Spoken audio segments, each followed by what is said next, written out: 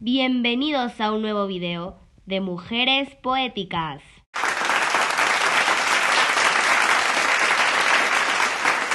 El día de hoy daremos un tutorial acerca del análisis de fondo y forma en los textos líricos.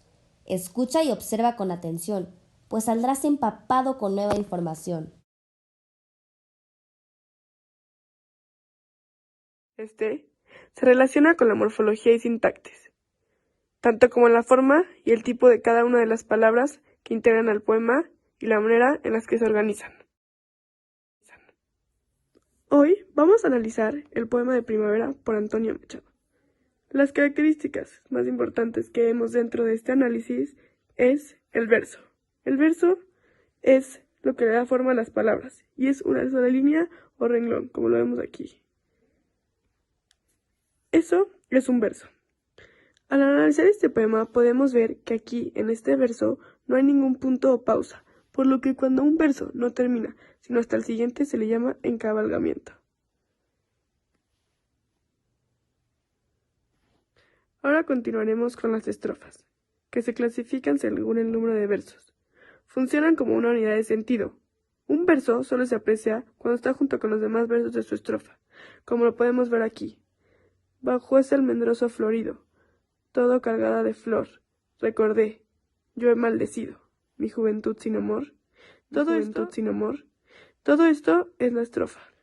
El estudio de la morfología nos permite entender mejor cómo funciona el proceso de escritura de un poema, cómo adquiere los ritmos, versos y cómo se unen en el encabalgamiento.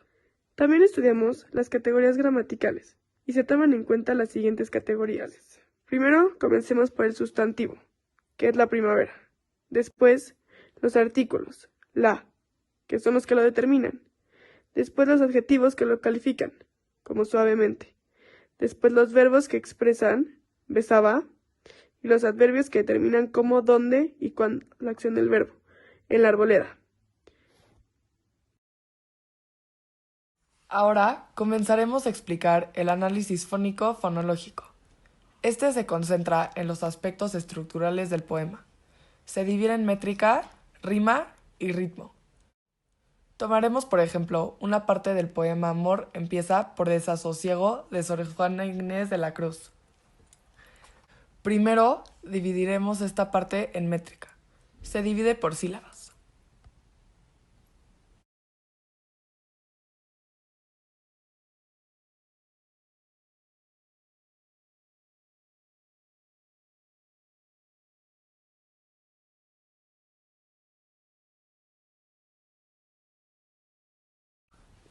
Después, se tiene que encontrar la repetición a partir de la última vocal acentuada.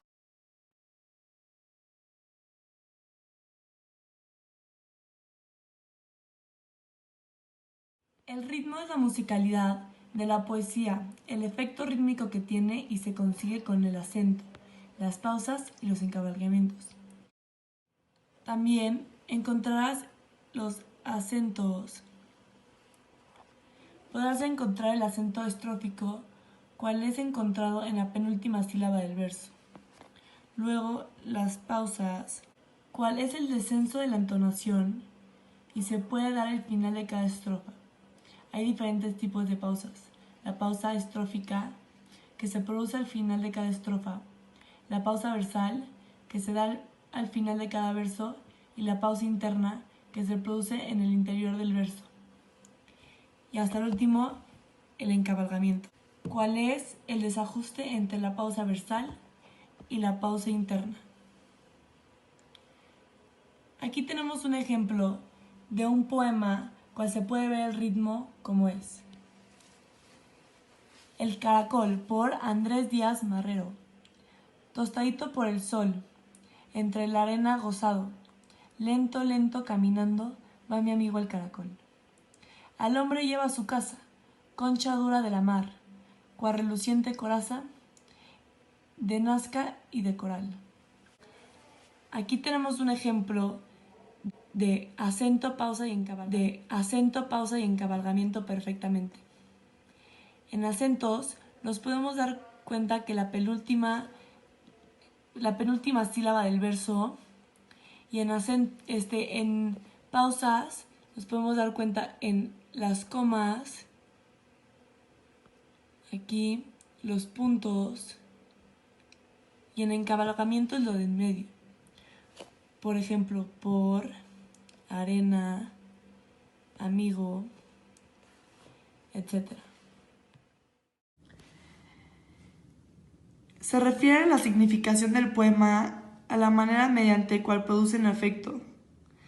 Tiene lenguaje denotativo o connotativo, cual denotativo es el que podemos encontrar en un diccionario y connotativo es el que vemos más allá del diccionario. Y también tiene figuras retóricas, como comparación, metáfora y paradoja. Lenguaje connotativo.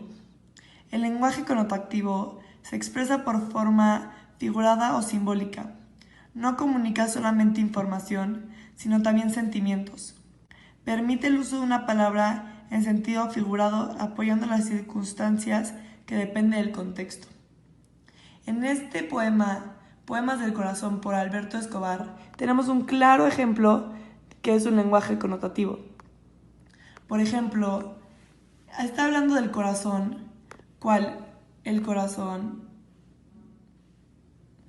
Lo compara con un brillante, música y por sentimientos, como armonía, y más que nada lo están comparando y está sintiendo algo.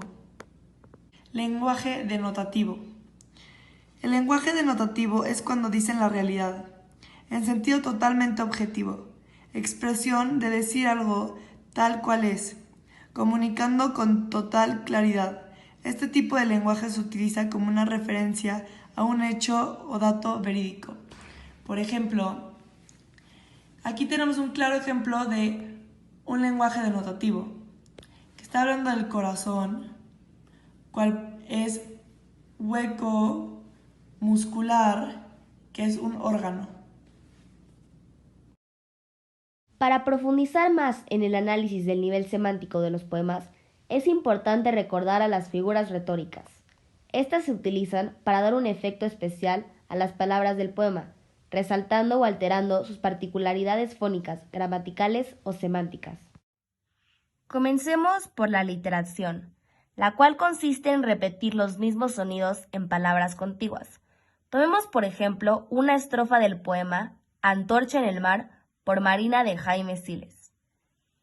En este verso podemos ver cómo la F se repite, de finales fugaces fugitivos, de finales fugaces fugitivos, fuegos fundidos en tu piel fundada.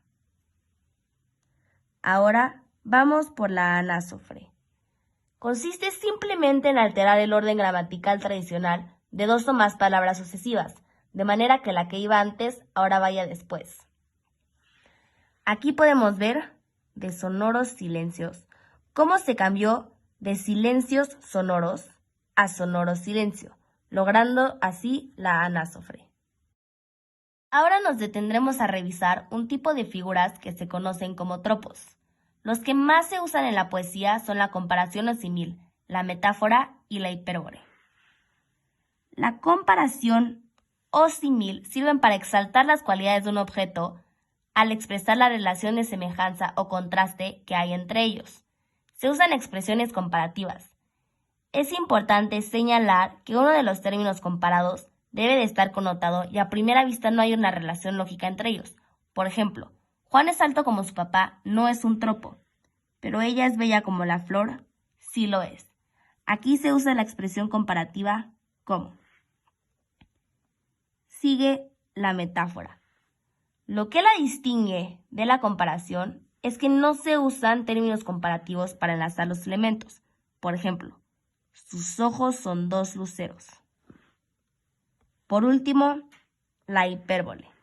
En la hipérbole, lo que la distingue de la comparación es que no se usan términos comparativos para enlazar los elementos. Por ejemplo, sus ojos son dos luceros. Por último, la hipérbole. En la hipérbole se exagera lo que se dice hasta rebasar las fronteras de lo creíble.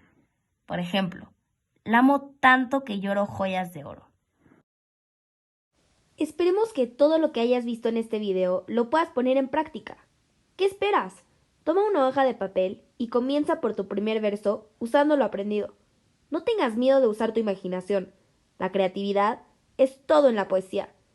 Ahora que conoces los componentes que usaban y usan los grandes poetas, tú también puedes hacerlo. Gracias por acompañarnos hoy en Mujeres Poéticas. ¡Hasta pronto!